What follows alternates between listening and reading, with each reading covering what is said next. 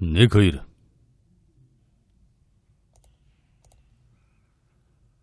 Зохиолч Сандрабади цаг бусын хувилгаад хан тэнгэрийн орнон амгалан заларч ахвэ ноён худагтын нойр хулжиж уул ус суугуул нутган шалвхан очмоор санагджээ. Урд нь энэ тухай хаяа бодовч сэтгэл нь нэг л шулуудаж зоргилдгүй байж хутагт гэвгэнтхэн санаа шулуудсан дан эргэлдсэнгүй очих цаг нь болсон гэж боджээ. 1 говийн орцог толгодын дунд баахан хүн мал багширхан говийн мэрэгэн зангийн хошууны наадан болж байх мэт санагдаж хутагтын сэтгэлийн утсыг хөндөн хүслийн жолоог алдууруулав. Хутагт нүднийхэн аягыг дөөрөх цайлан нулимсыг алгаарaan сэмэрчаад хартал төрсөн буцных нь хойтох болдог толгод гэгэн дүрээрэн харагдсанд өөрийн ирэхгүй өвдөг нь нугарч суун тусан залбирэн мөргөөд гурвантай хөлбөрөн хөрвөөлөө. Хошууны наадам төрсөн хонгорт нь болж байгаа нь хачирхалтай ажээ.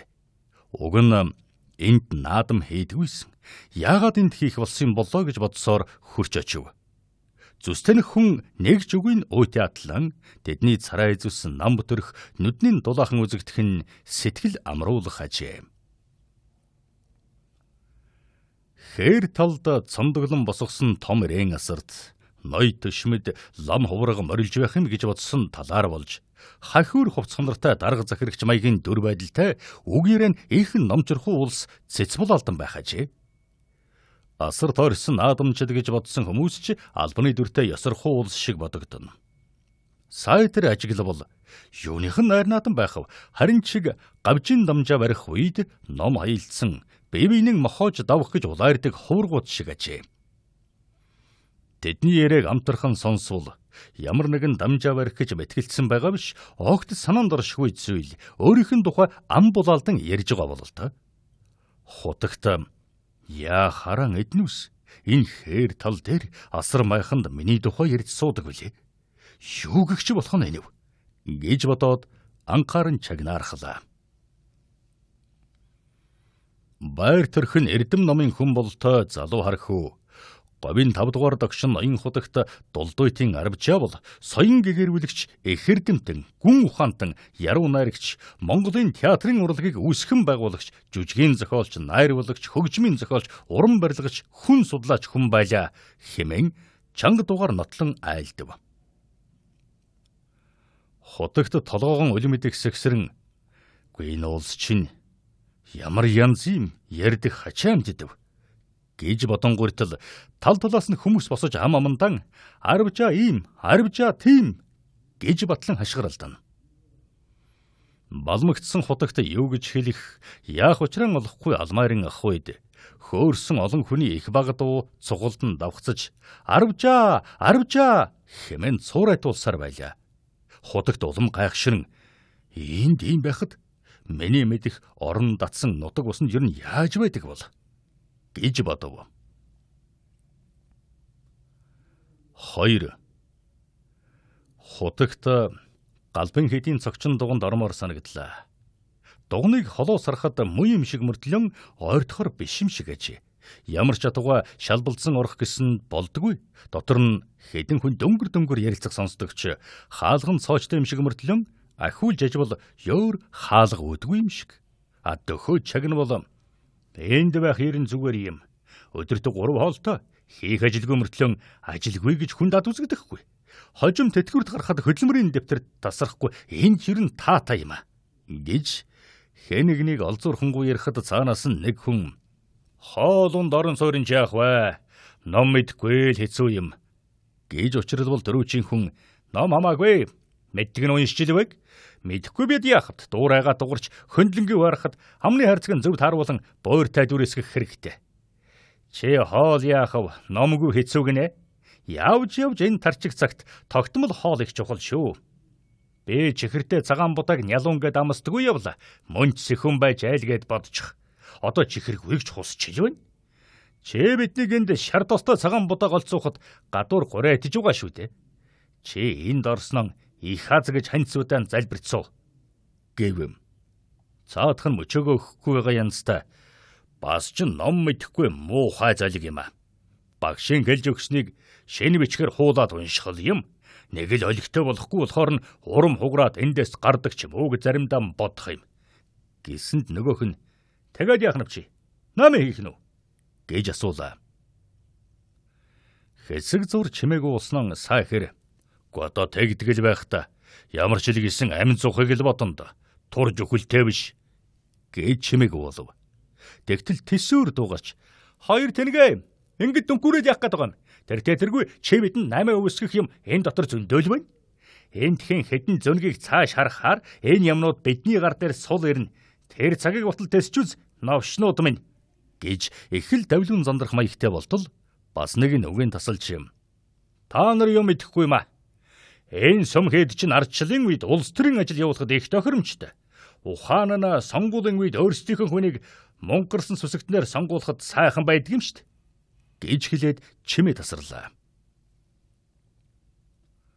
Хутагтын харах сонсох хүсэл гэнэтгэн бохиж нүдэн анин чихэн дарав.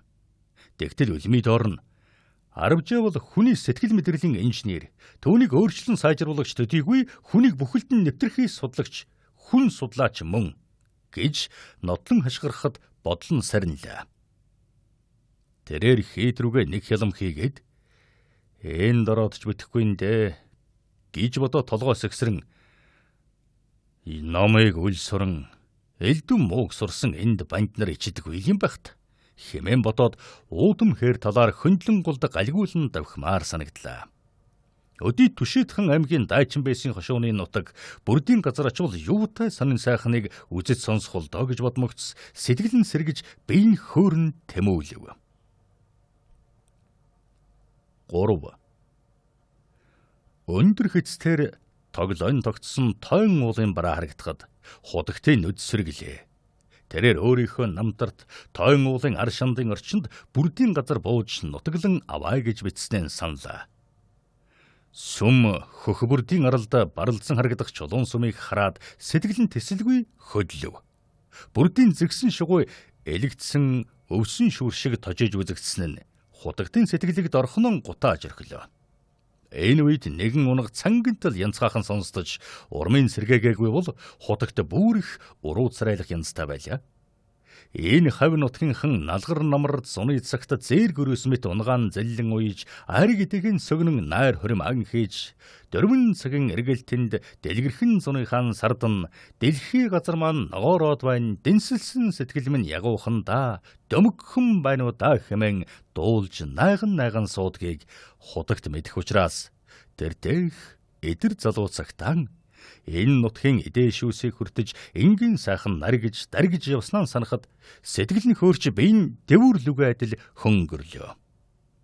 Тэртээ нэгэн цагт талын толгод дундах үдсгэлэнт хөх бүрдийг хараад арал дээр нь сүм дуганд байгуулгасан гэж мөрөөдөж байснаа бодоод зэрвэсхэн харахад чулуун сүмийг гүйцэн барьж орон хийдэд цогцлуулаагүй ч гэсэн оргүй болоогүйд олзуурхлаа. Тэр агшинд бяцхан зээр дунах сүмийг хурайлан тойрч хангантал янцгаасаар дөрвөн турайндан гал цацруулж уйлэгдэн давхин. Хутагтын сэтгэл аяндан төгшөөрлөв. Яг энэ үед солгоо гартаан урт балиус барьсан баруун гарын часуулан өндөр туранхай залуу чулуун сүмээс гарч ирлээ. Түүнийг хараад унаг зогтулсан мойлхар нүдэрийн мэлрийн ширтэн. Хар хүүч унгыг харангуут амандаа нэг юм өглээд цустай гараараа чулуу авч шидэв. Чулуу хөл дорн шороо мансхийлгэн унахад унаг цочин огл харайлаа. Дахиад шидэгт зур унаг дайжин холдож хангантал янцгаасаар зэгсрүү шурглаа. Энэ зур баруун хонцоогаан сугалдаргалж бүсэндээ хавчуулсан нэг залуу сүмээс гарч ирснээр "Цаатма хогчин орил чарлаад чихнүүдээр таслаад байвал яат юм бэлээ. Болохгүй бол амын байхоос" гэсэнд хутагт "Тэр шиг амарх юм байхгүй. Уг нь соронзонгийн адуунд нийлүүлчихэд онд оруулчихвал яваандан хурдалж сэтгэл баясгах магадгүй гэж гарчсан юм. Унган биеийн хөөрхөн юм шүү. Чи хараарай. Аваачиж завдахгүй бол яах вэ? Чи би тэргүй хайрлах биш" гэд хутга дөрүүдэн нийлээд хормойгон шун хонхрол орлоо. Түүний хойноос Бууя. Гүй чи битгий хээр суугаад угаарай. Нар шингэхээс нааш энэ хэдийг арьснаас нь салахыг бодъё. Гэж сугалдрагсан дээлт хашгираад сүм рүү орлоо. Тэд дөрвүүлээч. Хүмбэр адуу янзлан. Лав 5-6 адууны мах ширээн дээр дэлгэн бөшөөж угаавалтай. Алсан адууны гүрээний цус газрын хэвгэрүү цусан зам татуулан урсан. Том хэрэ, улаан хошууд, хар шууд, золбин ноход уур савсан гэдэс дотор мах булаалтанд зулгаалдана. Адуу эд бод хийж байгаа тэдний яриаг сонсоход дотор аяндаа хэрдхийн. Нэг нь цэргийн найз нар сайхан юм аа. Энэ хэдийг дөхөөлж өгнө гэж айл нотны тохирсон юм. Намайг марччихад байхад маань мань хүн хэлсэндээ хүрсэн байгаа юм да. Уг нь мань нэрийг дандан зангнаж хөрөөдөж байдаг хамаатных нэг амьтны адуу юм гинлээ. Манай хүн тэрэнд аргагүй өшргсөн юм шиг юм ярьдаг юм. Гэхэд цаадах нь зайлвал суйтэй ч юм биш шинж бас хамаатных шүү. Гэхэд бас нэг нь тэр зөнөг өдид 32 адуунаас салаад юу удаа суугаавал гэд хахад цацсан хэржигэнтэй төгөрлөө. Даа тэр яахав? Наадхан төрхөн арьснаас нь салгаж үз. Хот явах нөгөө тэрэгч өнөө шин айгүй л ангисгээд шидэд орж ирэн шүү. Гэж нөгөөхөн шавдуулна. Жохмаа. Энэ хэдэг ачигчхөд харж эхнэрийнхээ ажууд ясаа бүлээцүүлье. Гэж хэн нэг хэлтэл нөгөөх нь өлгөж аваад нэр хэлбэс хэлв. Чи бид хэд хоног хэрээр гэр хицээр дэр хийлээ. Одоо ч хэтэрлээ. Тэднийг инхүү ярилцж байтал нөгөө хүн хангантал янзгааж туурааныхын чимээ тачигнав. Дээлийн сугалдаргалсан залуу цочин ухсхийгээд нөхтөн шоолж манай хүн чинь нэг иймэрхүү саяр байх та гэж өгөөдөн. Энэ мэтийг сонсоод худагтын сэтгэлийн гуниг манан бүрхэх үед хажууханд нь нэг зоримог ирэм. Танзарвжаа. Өнөөдөр бидний дунд байсан бол ямар янзтай байхыг эргэцүүлэн бодоцгоё. Тэр бол нэг үгүй хэлэхэд Монголд ардчлалыг санаачилсан хүн юм. Баримтан гэвэл тэр 19-р зууны үед шашны сүм хийдийн хүн суртал толгойлогчд тэрний шадар тойрон хүрээлэгчдийн эсрэг шудраг тэмцэл хийж шүлгэрийн шавхуурдаж байсан юм. Тиймээс тэр бол ардчилсан үзэлтэн мөн гэж ашиглаад бодлын сарниуллаа. Сүм хөхбөрдийн этгээд явдал худагтын хар усал халаглалыг зэрэг хөдлөглөө. Тэрээр юм ингэж өөр болох гэж байдгаа. Тал нутгийн хүн ийм боллоо гэж бодоход ухаанд багтахгүй юм. Айлын адуг азаргаар нь сум асгар болон хөөж авчираад ганц соног үлдээн хядна гинэ. Гүн чин малчин Монгол хүнд байтугай ер хүн төрлөختний ухаан санаанд багтах зүйл юм уу? Яавч биш. Аяа та нар мөнгөг байна. Хулгай хийж боён болдгүй, худлаа хэлж үнэн болдгүй, хуурмаг хэлж мэргэн болдгүй юм шүү. Гэд шагшран гасаллаа. Худагт хэсэг зур бодлогошроод Эрдэнэзуу богдын хүрээмэт эх орон газраар битрэвэл сэтгэлийн гансрал тайтгарч өв гашуу арилах юм гэж бодов. 4. Эрдний түүх домогт Эрдэнэзуу ягаад ч юм худагтад их л цэмцгэр нүрээ угааж үсийн самансан гоо бүсгүй шиг өнгөлөг харагдав. Зуугийн дуган хизээний сүрлэг янзан алдаагүй атлан хүүхэд ноолчсон хоньны мөр шиг санагдах ажээ. Гол хаалга цэлийтэл нээгдмэгц. Гомбгүр бурхны мэлми бадмаараг шигтгэнээс гэрэл цацарсан гүйд худагт гайхан харвал осолгүй л муу юм шиг мөртлөн өнгөн алдсанд хачирхлаа. Ямар нэг юм торхих чимээнээр ажин харваас Гомбгүр бурхны хажууханд орхимж нөмөрсөн хоёр залуу лам сүйтгэнэн үүрдэг уутанд янз янзын хөөмөл шуумал бурхтыг сэм уудалж байх ажээ. Сай хоёрын шивнээ нуудгаа үйл хийж байгааг нь илтгэн. Тэр үгийг чигнарах бол хүн хэрэгтэй юм өөр сонсогдохгүй ажгүй. Алдаг сонссноо эвлүүлбэл эдний чинь нэг нь 30 мянган бор манайхаар тэр дэмий талда энэ алтцсныг зүү ногооноос цааш нь заяанаггүй. Их хавцал илүүгүй гэхэд дутуугүй. Энэ муу гуйли чинь бэ нэг муу пошид 40 саяар өгөөд идүүлсэн. Гэж тэхвэлгүй ч юм уу? Гөлөг, шунлын микроф нөгөө цөлхөө минь гихмэд хоорондон холбоогүй хэсэг тасархаа үгс болно.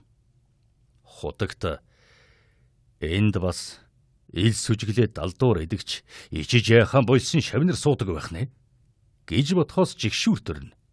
Хажуугийн дугны хаалга татах хорхой хөрөвч гэнэтхэн богдын хүрээ сэтгэлийн тадлаа.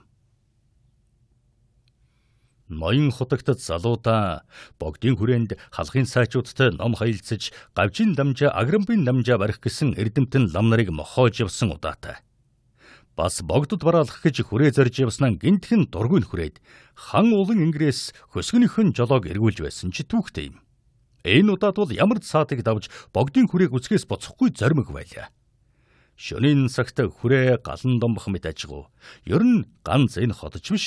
Бүхэл хорвоо дэлхийг сансраас харахад одом ичтийг газар шигтгсэн лугай адил харагддаг болохоор төдийл гайхсангүй. Гандан төгчлэн гэхэд дэндүү эл хул мэт санагдана.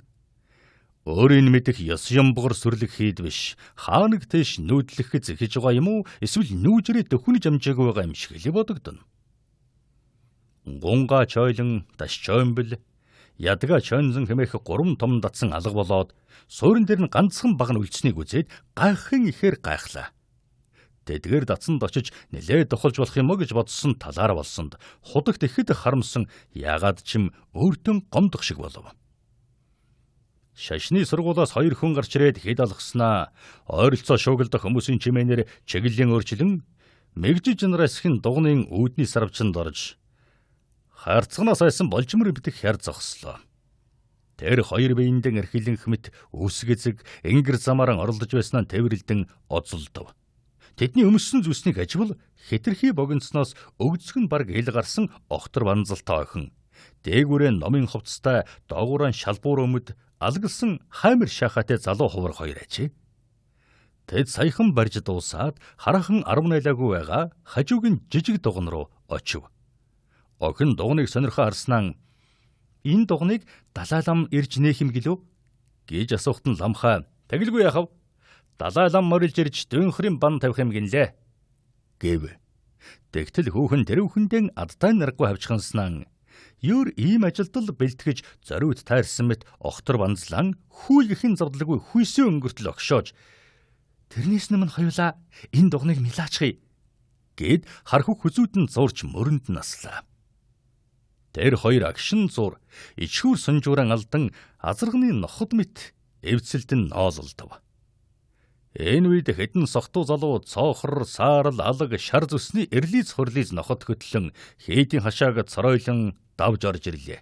Ноход хуцалдан хэрэлдэж эзэд нь лонгоны бөглөө ховх татан амаар нь болгож шүлс үсчүүлэн төрөглөн. Нохтын уралцсан хэрэлдэж гаслалдан ах үед эзэд нь хэнэгчгүй тамхи баагуулна. Тэдний тамхины утаа орчны агаарыг ман туулж сүмийн дээврийн сарвчанд нойрсох тагтаа болжмөр мэтийн хамрыг хорсгоог гэлтэй шувууд дээр хим босож шөнийн тэнгэрт өргөн цойлов. Ноход гунга чойлон дацангийн өнчин ганц багн руу сарихад согтуу залуус суврагны буланд огцсоор төргөн. Хутагт готрол дарагдан гудайж аяганда мэлтрэн дүүрэг харуулслын хар нулимсан алгаараа арчин тогтоох гэж дэмий оролцсон. Аяа бас сэтгэлийн засалгүй гангалагч залуучууд та нар ичиг гэж шивнэв. Тэрбэр хаашаан явж юу ч үзэж сонирхох хүсэлгүй болоод 2 хөлн говьлон ганхах зур түүний тал бүрээс өвгөд эдсэн сүнс өндөлзөн босож түшин авах шиг боллоо. 5. Хутагт орчин тойрон эхлэх хянамгаа ажиглан харлаа. Туранхай цагаан залуу олны анхаарлыг үгээрэн биш янз байдлаараа татахыг хичээх мэт нэг үг хэлээд л түүний нотлохын дэмдэг болгож уншиж байгаа зүйл дээрээ баруун гараа зөөлөн тавих бөгөөд үгэн жинтэй болох гэсэн шиг зориуд зөөж ярина. Тэрээр Аравжаа бол Монголд музей үндэслсэн музей судлаачгүй юм.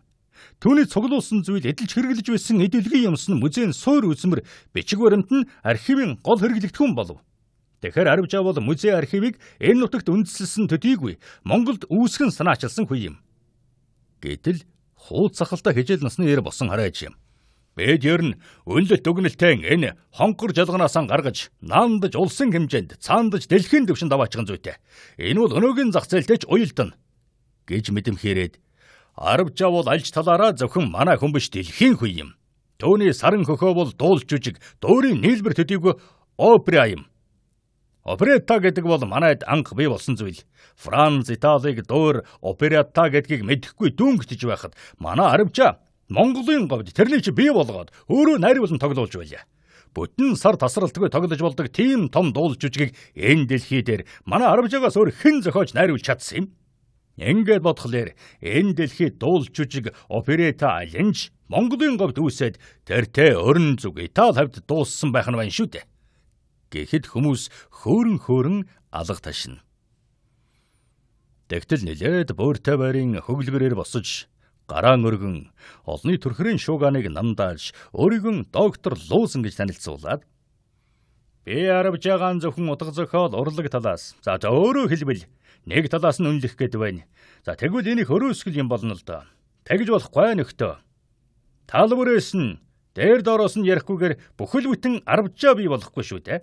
Довчхон гэлэхэд манай арвчаа бол Оросын Ломносов, Дундад Азийн Авиценна, Ибнсин, Италийн Леонардо да Винчи мэттэй зөөрлөхгүй тэднээс давсан хүн шүү.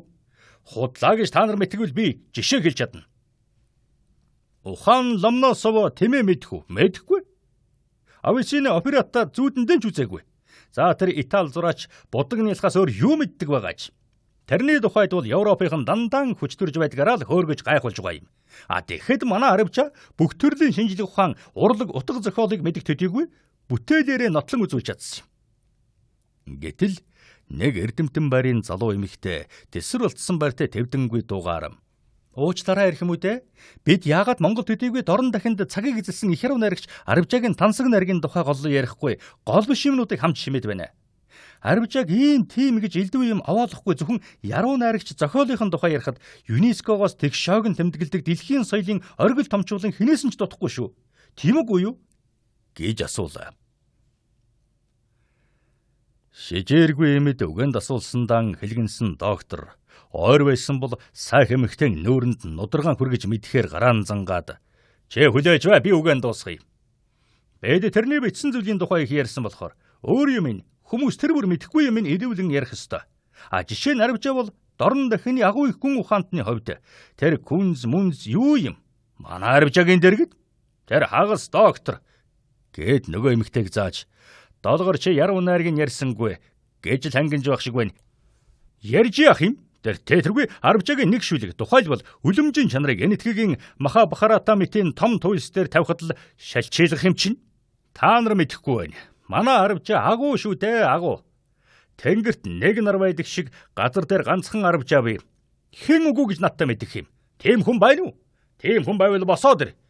Гэд хурц хөрнүүдийн эргэлдүүлэн олны зүг ширтгэхэд бүгд намс хийж эрмийнхэн далавч дэвхэд дуулдахаар намгүн болцоолоо. Дүүнтэй өрсөлдөх мэт нэгэр шавсхын босож нэг гэрэл зураг харуулад Оросын Пушкин эхнэр Натальятайгаа Парижаар зугаалж явахдаа зургаан татуулж чадаагүй байхад манай арвчаа Монголын говьд гэртээ сууж гадал патиардуулчихсан байгаа юм да. Гэв.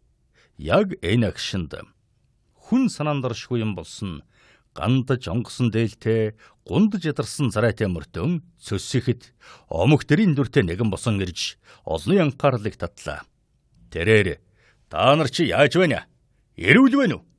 Гэж шууд асуутал бүгд түүний зүг эргэж хос толгойтныг үтсэн мэт хажирхан харцгаалаа. Тэдний дундаас хэн нэг нь "Харин чэйчс согтуугаал зүү юм шүү" гэж хэрүүлэгдсэн асуулт сөргөж тавьсан олны санаанд нийцсэн аятай тал талд нь ёстой эн чинь өөрөө шал умаахан амт байна шүү дээ. Гэцгэн шоололдов. Би ямар ч байж болно. Та нар юу ч гэж хочилж болно. Тэгтээ тэр арвчаа чинь та нарын амны зургаар торгиж байгаа шиг энэ ертөнцийн хамаг юмыг мэддэг чаддаг эд шидтэн эд хувилгаан байгаагүй. Тэр чин мах цусан төрсөн хүн. Тэр чин харин яруу найрагч байсан юм. Тэрнийг нэг ухаантай эрдэмтэн их говийн авьяаслаг яруу найрагч гэж үнэлсэнийг та нар мэдхүү. Арвчаа хий хуарын амтан байгаагүй. Хүн шиг хүн, хүнтэй адилхан хийж бүтээж жаргаж зовж явсан хүн гэдгийг дахиад хэлчихье. Юуг та нар өвгөд эцсэн магтахаараа тэнгэрт гаргаж муул харан газарт оруулж байдаг юм. Хоосны магтаад их болохгүй. Байгааг муулаад арга болохгүй. Та нар битгий чөтгөр шулмын зан гарга. Цаг бусын хувилгаад минь. Гэтэл докторын дэсвэр алдагдсан болтой. Гэхдээ наад ч одоо юу гэж хуцаад байгаа юм бэ? Эер нь ханаасан ийм гараад ирсэн юм. Энийг хэн энд оруулсан юм? Ямар байлаар итгээдэв? Наас согтуу солиотон хөөгöd гарга. Өгөөл чирээд гаргаж хай. Хой, тэр цагдаа нар хаа маань гэж хашгирлаа. Тэгтэл төрлийн ах шиг тасгар хувцастай дуу шийдэм гав тушаа зүүсэн яхаас ч буцахгүй царайтай хэдэн залуу дэрхэхэд л босоод ирлээ. Худаг тэднийг гараараа зангаж цааш бай гэж дохоогоод та нарыг хачирхаж байна уу гэд эрхийн уруугаан ээтилгэн элгэн зааж говийн 5 дугаар ноён худагт яруу наригч лувсан дунзан арвичаа би байвал та нар намайг яахав гэтэл хэнэгэн хөө бас их амтан байх нь ноён худагт болох санаатай ёстой ичиг байна да. Шалгал зүүн амтан байш үү наадах чинь гэсэнд хүмүүс нэрхийтэл шоолон хохирлдав. Доктор улалзан зангаж цагдаа нар юугаан гөлрөө зогсчихвоо. Наатхан чирээд гаргаач. Бид ажиллаа хий. Гэсэнд худагт би ямар ч муу муухай амтан байлаа гэсэн. Та нар надад талдах хэрэг байхгүй. Эндээс албадан гаргаж чадахчгүй гэд бяцхан бодлогоширсноо. Би яарчгаж, би буруу юм хийж, цаг бусаар ирж гэд дуун хувиртал доктор их л доктор янзаар. За тэр харав уу? Наад чин та нарыг маргаж бай хооронд дахиад л солиороо дунлаа. Цаг бусаар ирсэн гинүү? Цаг нартаа морилдог их үнэтэй түнтэй зочин байх нь хөөе. Алив цагдаа нар нөхдөө та нар ч одоо юугаа хийгээд байгаа юм бэ? Наатхаа эндээс түлхэж гаргаад биднийхээ ясыг амраагаад л та нар чинь ардчилсан төрийн цагдаа шүү дээ гэж уцаарлав. Худагт огт тоосон шинжгүй. Би чинь цаг нь болоогүй хад энд ирсэн байна гэдгээ дахиад хэлчихье. Одоо явлаа. Та нарыг байг гэж гуйсан ч явлаа гэж эрс зоримог хэлтэл доктор. Үгүй тэрний хэлж байгааг дуулуу тамин бас гуйлах гин шүү. Их санава гэтэл нэрхийтэл хөхрөлдөн шуугалтав. Гадаа салхи сүрсар хийж асрын хормой дэрвэлсэн бөөн тоос бужигнав. Хэн нэг нь ус буулаа гэж хашгиртал цаглаган гялс хийж тэнгэр цууртал нэжгэнлээ. Аадар бороо асгаран шаа гэж эхлэв.